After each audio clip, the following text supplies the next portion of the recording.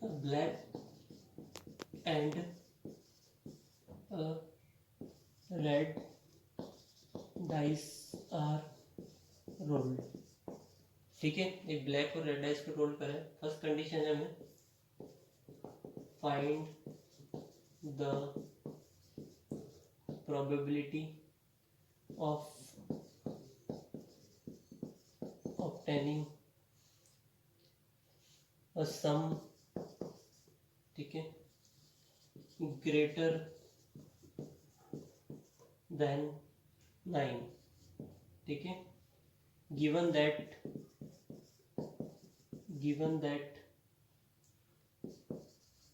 the black die resulted in 5. ठीक है, find the conditional probability of obtaining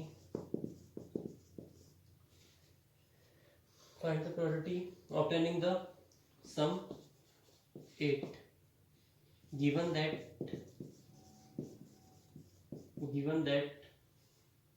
the red die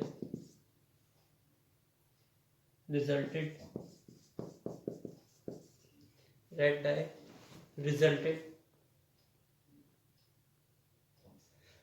in a number less than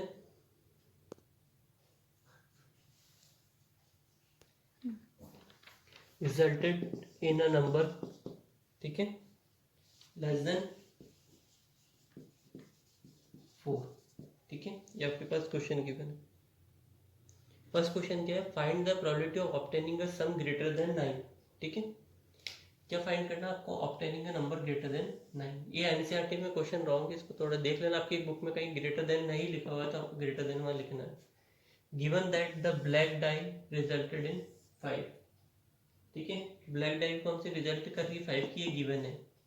second में भी क्या, find the conditional probability of obtaining sum 8 आना चाहिए.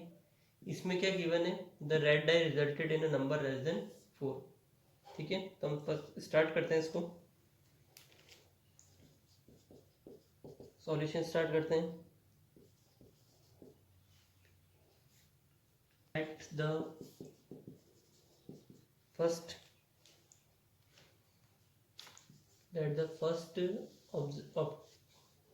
Observation B. ठीक है, at the first observation B from black die. ठीक है, and second from the red die. ठीक है, एक हमने ई से, ठीक है, क्या करा हमने, फर्स्ट ऑब्जर्वेशन भी फ्रॉम ब्लैक डाई से आ रहा है, सेकंड कहाँ से आएगा, रेड डाई से आएगा. ठीक है, फिर व्हेन 2 डाइस, ठीक है, आर रोल्ड, जब हम 2 डाइस को रोल्ड करेंगे, द सैंपल स्पेस हैज, कितने हो जाएंगे, सैंपल स्पेस में कितने होंगे, 36 एलिमेंट्स हो जाएंगे. क्लियर यहाँ तक.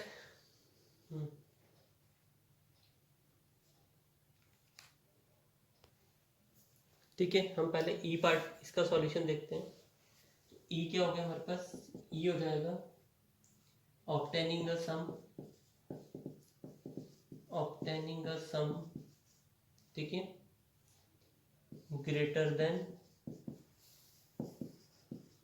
9. बिकॉज सबसे पहले आपको यही फाइंड करना है, ये तो एफ होता है जो हम रिजल्टेड जो हमारे पास गिवन आता है, obtaining the some greater than 9. ठीक है, इसके सैंपल, इसके जो एलिमेंट्स बनेंगे, क्या क्या बनेगा, क्या क्वेश्चन है, given that the black dye resulted इन 5.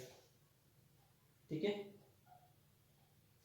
और हमें तो पहले हम इसका बनाते हैं, क्या बोला मैं, ऑब्टेनिंग अ सम ग्रेटर देन 9। 9 के लिए सम, 9 से ग्रेटर कौन कौन से सम होंगे, 4 6 5 5 5 6 6 4 6 5, ठीक है, एंड 6 6। कितनी कंडीशन हो गई, 6 हो गई, 1 2 3 4 5 6, तो 4 और 6 10, 5 5 10, 5 6 11, 6 4 10, 6 5 11, 6 6 12, ठीक है, यहाँ तक क्लियर है। फिर एफ क्या होगा, एफ क्या होगा,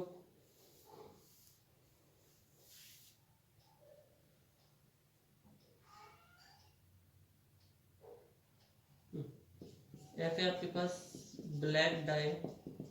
सिर्फ अभी हम फर्स्ट पार्ट को सॉल्व करें इसके ना, ठीक है, ब्लैक डाई रिजल्टेड, ठीक है, इन अ 5।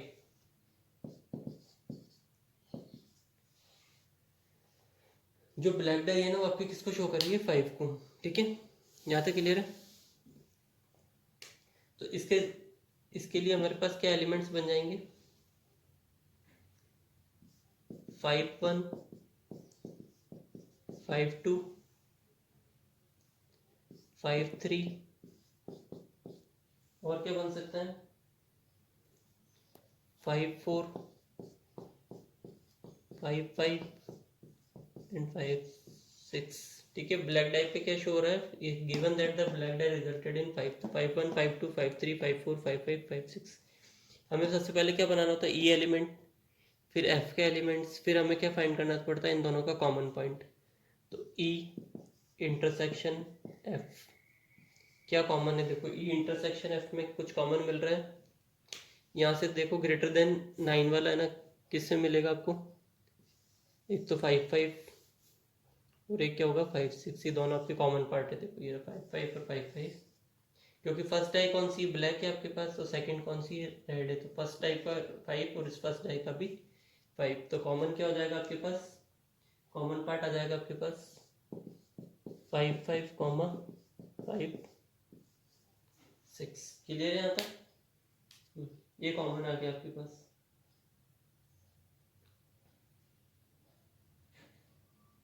अब क्या फाइंड करना आपको, नेक्स्ट है आपका इसके बाद आंसर फाइंड करते हैं इनके, ठीक है।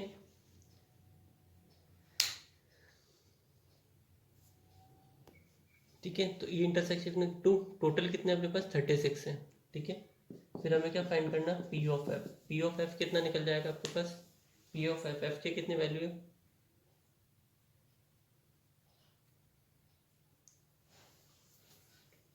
एफ में कितनी कंडीशन है, 1 2 3 4 5 6, तो 6/36। अब आप इसको सॉल्व करोगे तो आपके पास आंसर आ जाएगा 1/6, सॉरी 1/3, क्लियर है, क्योंकि 36 और 36 हट जाएगा, 2 और 6 का डिवाइड होगा तो 1/3।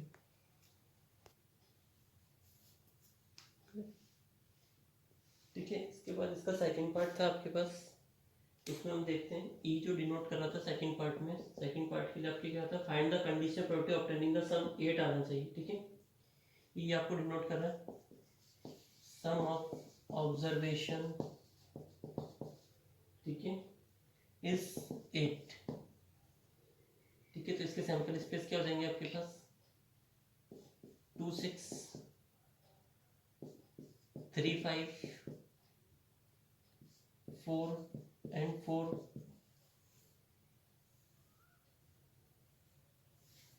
ठीक है। और क्या हो सकते हैं, क्या था फाइनल करके ऑब्टेनिंग सम 8, ठीक है, 4 4 हो जाएंगे।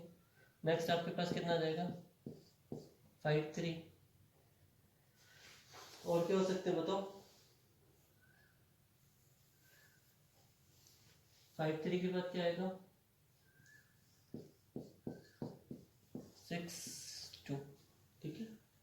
एफ के आपके पास सेकंड कंडीशन क्या थी आपके पास, find given that the red die resulted in the number less than 4, ठीक है, जो रेड डाई है ना वो क्या कर रही है, resulted in number less than 4, तो red die resulted in a number less than 4। तो इसके सैंपल स्पेस क्या बन जाएंगे आपके पास 1 1 1 2 1 3। ठीक है, 1 का ही पेयर कंप्लीट हो गया क्योंकि रेड है क्या 4 से लेस देन कम करना। फिर 2 ब्लैक का तो 2 स्टार्ट हो गया, इसका 1 रहेगा। फिर 2 2 2 फिर ब्लैक में 3 1 3 2 3 3। फिर इसमें स्टार्ट हो जाएगा 4 1 4 2 4 3। ठीक है, फिर इसमें स्टार्ट हो जाएगा 5 1 5 2 5 3। इसमें कितना होगा 6 1 6 2 6 3। क्लियर है यहाँ तक? ठीक है, तो हम प्रोबेबिलिटी फाइंड कर लेते हैं। प्रोबेबिलिटी ऑफ ई कितनी हो जाएगी आपके पास, इसकी तो कोई नीड नहीं होती, फिर भी आप देख लो 1 2 3 4 5 बाई कितनी हो जाएगी अब 5 बाई कंडीशन कितनी है 36, तो 5 बाई 36 हो जाएगा इसका तो। ठीक है, अब कॉमन क्या है इन दोनों में, कुछ कॉमन आ रहा है क्या? कॉमन पार्ट निकालो, क्या है कॉमन पार्ट? एक तो कॉमन पार्ट शायद आपके पास 5 3 है। ठीक है, ये रहा 5 3। और कुछ कॉमन है 6 2 कॉमन है, ये रहा 6 2, ये दोनों कॉमन है। तो अपने पास हो जाएगा ई इंटरसेक्शन एफ के इवेंट्स के एलिमेंट्स क्या क्या हो जाएंगे 5 3 6 2। तो probability of E intersection F equals to कितना होगा 2 बाई 36। तो प्रोबेबिलिटी ऑफ एफ कितनी हो जाएगी आपके पास, ये है 1 2 3 4 5 6 1 2 3, तो 6 3 ज़ा 18, तो 18/36। तो probability of E conditional probability find करनी है। कॉमन पार्ट की प्रोबेबिलिटी कितनी है 2/36 मल्टीप्लाई, ये इंटरचेंज हो जाते हैं, ऊपर आ जाएगा 36/18, ये कट, तो आंसर इज 1/9। क्लियर है यहाँ तक? नेक्स्ट है question number 13। It's a very important question in question bank. ठीक है, ये क्वेश्चन बैंक है consisting of 300 easy true false questions। ठीक है, इन्हें क्वेश्चन बैंक है consisting of 300 easy true false questions, comma 200 difficult questions। ठीक है, फिर आपके पास 500 इजी MCQs। ठीक है, and 400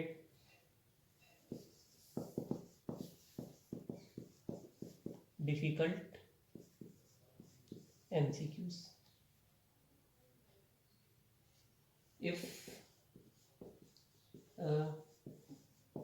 if a question is selected, ठीक है, हमें question selected at random from the question bank. ठीक है, हमें रैंडमली चूज करना है क्वेश्चन बैंक में से what is the probability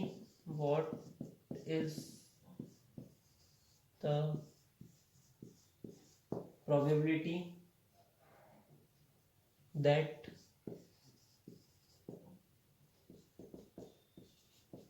it will be an easy question। ठीक है, क्या होना चाहिए इजी क्वेश्चन। फिर क्या है given that given that it is a MCQ, it is a MCQ, ठीक है। एक क्वेश्चन बैंक है consisting of 300 easy true false question है, 200 डिफिकल्ट, ठीक है। ट्रू फॉल्स, ये भी ट्रू फॉल्स क्वेश्चन है ना, 200 ट्रू फॉल्स डिफिकल्ट है, 500 इजी एमसीक्यूज है, 400 डिफिकल्ट एमसीक्यूज है। If A question is selected and random from the question bank, एक क्वेश्चन हमें सेलेक्ट करना, what is the probability that it will be an easy question given that it is a MCQ.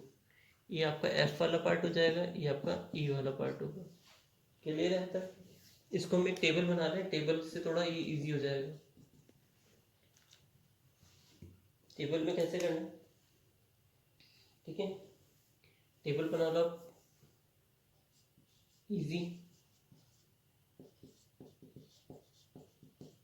Difficult, नीचे आ जाएगा total, ऊपर कितने जाएंगे, हो जाएगा आपका ट्रू फॉल्स, ये आ जाएंगे आपके एमसीक्यू, यहाँ पे कितना आ जाएगा टोटल।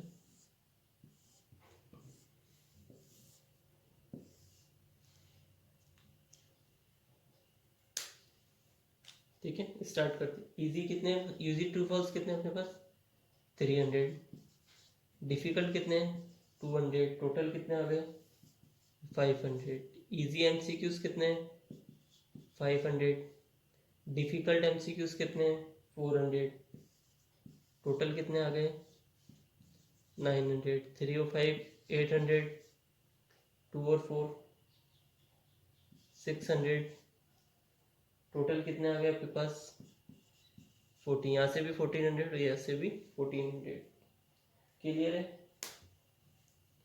अब देखो m को आप एमसीक्यूज के लिए ले लो, ठीक है, और क्या ले सकते हो आप ट्रू फॉल्स के लिए, कुछ ई एलिमेंट ले लो या एफ ले लो, जो भी आपको सुटेबल है, ठीक है। एमसीक्यूज के लिए अगर आप एम भी कंसिडर करना चाहो यहाँ पे कर सकते हो, ये तो ई रहने दो, इजी क्वेश्चन का ई हो जाएगा, एमसीक्यूज का ई ले लो, ठीक है। ये मैंने इजी क्वेश्चन के लिए दे दिया, एमसीक्यू लेकर मैंने एम ले लिया। तो फर्स्ट ऑफ ऑल हमें क्या फाइंड करना है, probability of MCQs. Probability of MCQs कितनी हो जाएगी, क्योंकि जो गिवन होता है नीचे जाता है, तो एम की प्रोबेबिलिटी कितनी होगी आपके पास, प्रोबेबिलिटी ऑफ एम, टोटल कितने हैं एमसीक्यूज में 900, टोटल कितना है सैंपल स्पेस के 1400, ये क्लियर है। दोनों में कुछ कॉमन है, इजी एंड एमसीक्यूज में कुछ कॉमन पार्ट है क्या, वो चेक करो, देखो कुछ कॉमन आ रहा हो तो। नहीं है क्या कॉमन पार्ट इसमें, 500 कॉमन आ रहा है, ठीक है। तो 500 अपॉन इंटरसेक्शन, ये कितने कॉमन आ रहे हैं इसमें 500 कॉमन आ रहे हैं, ठीक है। तो इसकी प्रोबेबिलिटी कितनी हो जाएगी, probability of E intersection M equals to 500 upon 1400, ठीक है, क्लियर है यहाँ तक। तो हमें क्या फाइंड करना है, प्रोबेबिलिटी ऑफ इजी से एमसीक्यूज का कंडीशनल प्रोबेबिलिटी फाइंड करनी है। वो क्या हो जाएगी आपके पास, इंटरसेक्शन वाले पार्ट कितना है 500 अपॉन 1400, नीचे क्या हो जाएगा आपके पास 900 अपॉन 1400, ये वाला इससे कट हो जाता है, तो रिमेनिंग कितना बचा आपके पास 500 अपॉन 900, तो आंसर आ जाएगा 5/9। क्लियर है यहाँ तक, ये क्वेश्चन इंपॉर्टेंट है, ठीक है, इसको अच्छे से देख लेने एक बार। डिपेंडेंट इवेंट्स क्या होते हैं, पी, कोई भी टू इवेंट्स है, E intersection F equals to P into P F, ठीक है, ये हमने देखा था इंडिपेंडेंट इवेंट्स के लिए, ठीक है। नेक्स्ट हम देखते हैं dependent events.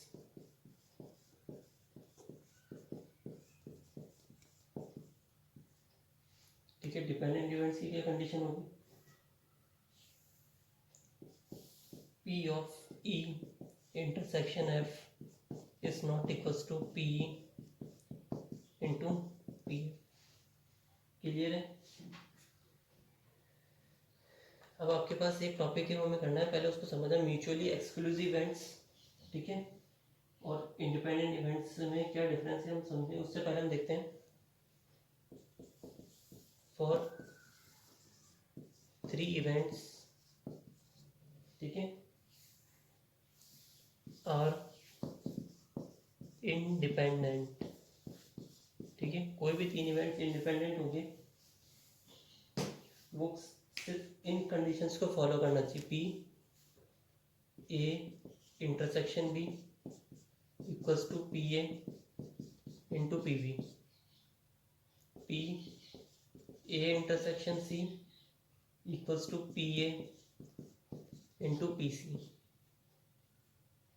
P B intersection C equals to P B और पी सी। हर एलिमेंट देख लो 2 टाइम्स रिपीट हुआ है, ठीक है। अब इन तीनों का कंबाइंड पार्ट ले ले, P A intersection B intersection C equals to कितना होगा, P A P B P C. Clear है। अगर इनमें से एक भी कंडीशन फॉलो नहीं होती है, ठीक है, तो we say that it is not independent event in 3 element, ठीक है। तो ये तीनों कंडीशन 1 2 3 4 इनमें से एक भी कंडीशन फॉलो नहीं होगी, तो वी कांट से हम कह सकते हैं कि it is not a dependent variables. Clear है यहाँ तक। अब आपके एक म्यूचुअली एक्सक्लूसिव इवेंट्स और इंडिपेंडेंट इवेंट्स, उसका मैं एक अलग से आपको वीडियो दूंगा, उससे आपको क्लियर हो जाएगा। एग्जॉस्टिव इवेंट्स जो आपके लास्ट ईयर थे, तो उससे रिलेटेड हम एक वीडियो देख लेंगे, उसमें आपको पूरा अच्छे से डिस्क्राइब होगा ताकि आपके कंसेप्ट क्लियर। जैसे मैंने रैंडम उसके सक्सेसिवली और विदाउट रिप्लेसमेंट के हमने देखे हैं, तो उससे अकॉर्डिंग एक वीडियो आपको मिल जाएगा।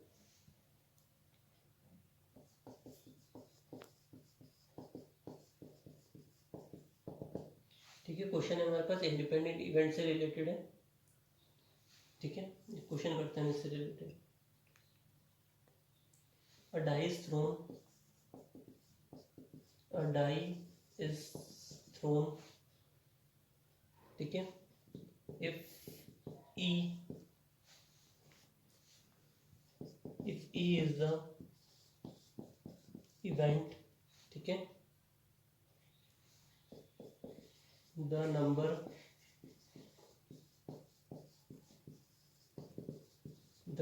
appearing is a multiple of 3, ठीक है, and f be the event, if ऐसा इवेंट है, the number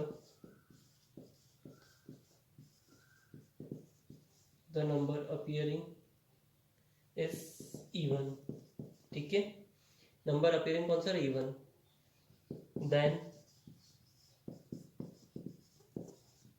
find whether E and F are independent, ठीक है। Solution start. Die is thrown if E is the event, the number appearing is a multiple of 3. E किसको show कर रहा है, 3, and F be the event, the number appearing is a even. Then find E and F are independent. हमें बताना E and F are क्या, independent है। We know that the sample space S equals to कितना होगा, die को 1 time toss करा तो 1 2 3 4 5 6 ये हमारे पास टोटल हो जाएंगे। क्लियर है। नाउ E इक्वल्स टू कितना होगा आपके पास, E क्या है, मल्टीपल ऑफ 3, तो 3 and 6। नेक्स्ट, तो यहाँ से प्रोबेबिलिटी ऑफ E कितनी होगी आपके पास, 2/6। क्लियर है। अब हम बात करते हैं E के F में इवेंट कितने होगा, ठीक है, F का इवेंट कितना होगा आपके पास, F क्या है आपके पास, the find number appearing is even. Even number कौन से होते हैं? 2 4 6. 2 4 6. ठीक है, तो प्रोबेबिलिटी ऑफ एफ कितनी हो जाएगी आपके पास? 3/6. कॉमन क्या है इन दोनों में? कॉमन पार्ट क्या? ओनली 6 इसमें भी कॉमन है, 6 इसमें भी कॉमन है. तो probability of E intersection F equals to 1/6. ठीक है, फॉर इंडिपेंडेंट. ठीक है, फॉर इंडिपेंडेंट की क्या कंडीशन है? फॉर इंडिपेंडेंट की क्या कंडीशन है? Probability of E intersection F equals to P of E into P of F. Clear है? अब तक तो आपको लर्न हो गई होगी कंडीशन. ठीक है, तो इंटरसेक्शन एफ की वैल्यू कितनी है? 1/6. पी की वैल्यू आपकी आई थी 2/6. एफ की वैल्यू आई थी 3/6. ठीक है, 2 1 2, 2 3 6, 3 से 3 कट, तो 1/6 इक्वल्स टू 1/6. तो we say that they are independent events. Clear है यहाँ तक?